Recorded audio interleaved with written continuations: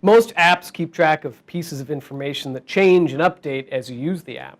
For example, a simple game can keep track of your score and the number of lives you have left as you play. Apps utilize the computer's memory to do this, and learning how to use that memory when programming is a really powerful skill. The most common way to leverage a computer's memory is by creating a variable. Now, a variable is just a container for storing a value, and once created, the variable is stored in the computer's memory, and it can be used and updated repeatedly throughout your program.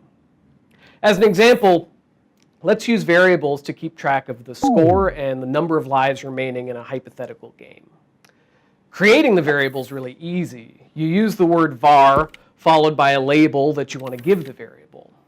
You can choose any label you want, but it helps to choose a word that describes the variable that you want to store.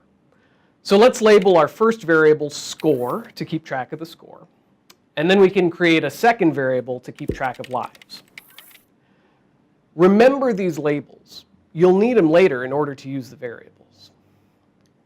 We can assign a value to the variable using the equal sign, like this. Let's set our starting score to 0 and our number of lives to 3. Remember, you only need to use the var at the time that you want to create a new variable. A common mistake is to use it every single time you want to refer to a variable. Also, be sure to avoid mixing up the order when you call your variables. The label's got to appear on the left, and the value has to appear on the right, like this, not like this. Often, you'll want to create a variable and assign it a value right away. There's a really convenient way to do this with one line of code. This is sometimes called initializing the variable. It's important to realize that this single line of code is actually doing two things. First, creating the variable, and then second, assigning it a value. Let's take a moment to talk about the equal sign. In many coding language, the equal symbol is called the assignment operator because you use it to assign a value to a variable. And you're probably used to seeing it in math, but in programming, it's a little bit different. If you were in math class and you saw this, something would definitely be wrong. Score can't possibly equal both 5 and 7, but this is not math class. With code, a computer is executing a set of instructions, one after the other. So this would just tell the computer to set score to 5, and then on the next line, set it to 7.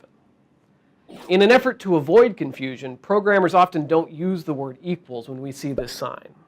Instead, they use the phrase gets the value. So when we see a statement like this, we could read it as score gets the value 7, or score gets 7 for short. Some programming languages avoid the confusion entirely by representing the assignment statements with a sideways arrow, like this. To use a variable, you just refer to it by its label.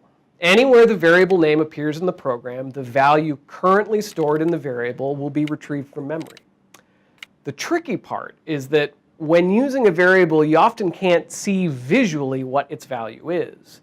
To bypass that problem, you can use write or console.log to display the value like this. This is a really handy trick, but remember there's a difference between showing the value of a variable and writing out the variable's label. When text appears in quotes, you're telling the computer to write those literal ASCII characters on the screen like this.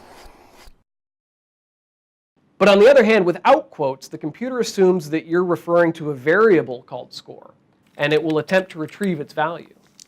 If you haven't made that variable, then the computer will give an error.